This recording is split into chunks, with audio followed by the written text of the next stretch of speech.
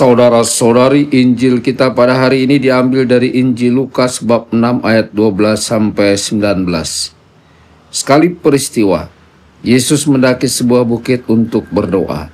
Semalam-malaman ia berdoa kepada Allah. Keesokan harinya, ketika hari siang, ia memanggil murid-muridnya dan memilih dari antara mereka 12 orang yang disebutnya rasul. Mereka itu ialah Simon yang diberinya nama Petrus, Andreas saudara Simon, Yakobus dan Yohanes, Filipus dan Bartolomeus, Matius dan Thomas, Yakobus anak Alfeus dan Simon yang disebut orang Zelot, Yudas anak Yakobus dan Yudas Iskariot yang kemudian menjadi pengkhianat. Lalu Yesus turun bersama mereka dan berhenti pada suatu tempat yang datar. Di situ berkumpul sejumlah besar murid-muridnya dan banyak orang lain yang datang dari seluruh Yudea dan dari Yerusalem dan dari pantai Tirus dan Sidon. Mereka datang untuk mendengarkan dia dan untuk disembuhkan dari penyakit mereka. Juga mereka yang kerasukan roh-roh jahat mendapat kesembuhan. Dan orang banyak itu berusaha menjamah dia, sebab daripadanya keluar suatu kuasa dan semua orang itu disembuhkannya. Demikianlah sabda Tuhan. Terpujilah Kristus.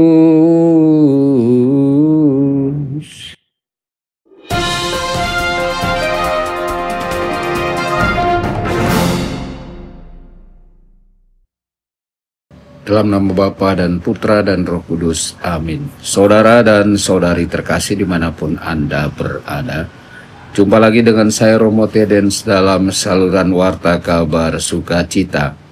Semoga Anda semua dimanapun berada senantiasa dalam keadaan sehat dan bahagia.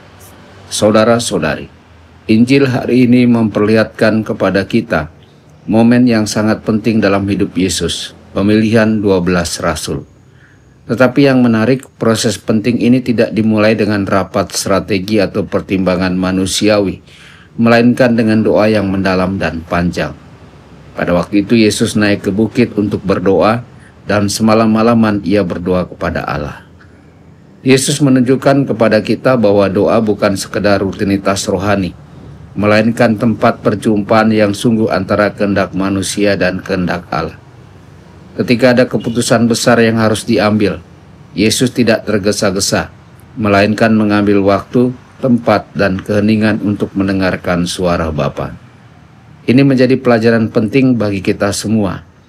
Di tengah kehidupan yang cepat dan terburu-buru, berapa banyak keputusan kita yang sungguh dilandasi oleh doa. Apakah kita bertanya kepada Tuhan sebelum menentukan arah hidup, memilih pasangan, pekerjaan, atau bahkan dalam pelayanan gereja?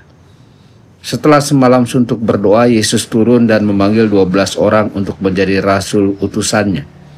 Pemilihan ini bukan soal popularitas atau kemampuan manusiawi. Ini adalah bagian dari rencana Allah. Yesus ingin memastikan bahwa panggilan itu selaras dengan kehendak Bapa.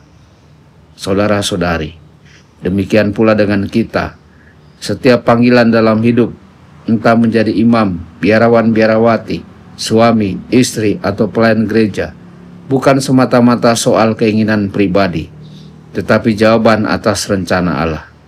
Dan untuk bisa menangkapnya, kita haruslah berdoa. Setelah doa dan pemilihan, Yesus turun ke dataran dan langsung menyembuhkan orang banyak dan membebaskan mereka dari roh-roh jahat.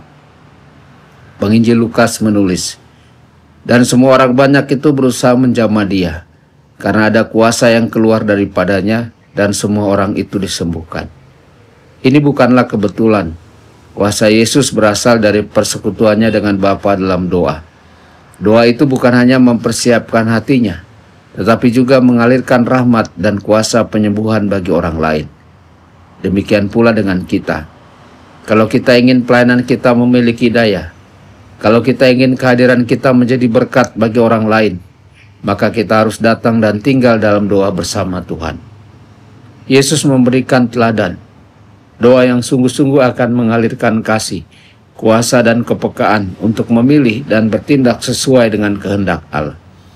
Yesus adalah Allah sendiri, tetap berdoa, bukan karena ia lemah, tapi karena ia ingin memberi teladan bagaimana menjadi cabang yang selalu menyatu dengan pokok anggur. maka kita pun dipanggil untuk hidup dalam persekutuan yang intim dengan Allah, agar hidup kita menghasilkan buah yang bertahan. Saudara-saudari, marilah kita belajar dari Yesus. Temukan tempat dan waktu untuk berdoa. Jangan ambil keputusan tanpa lebih dahulu bertanya kepada Allah. Dan biarkan hidup doa kita menjadi saluran rahmat bagi dunia. Tuhan Yesus memberkati Anda semua. Sabda Allah adalah kebenaran. Sabda Allah adalah kehidupan. Mari kita mencintainya, mari kita menghayatinya. Ya Tuhan yang ku muliakan, sabdamu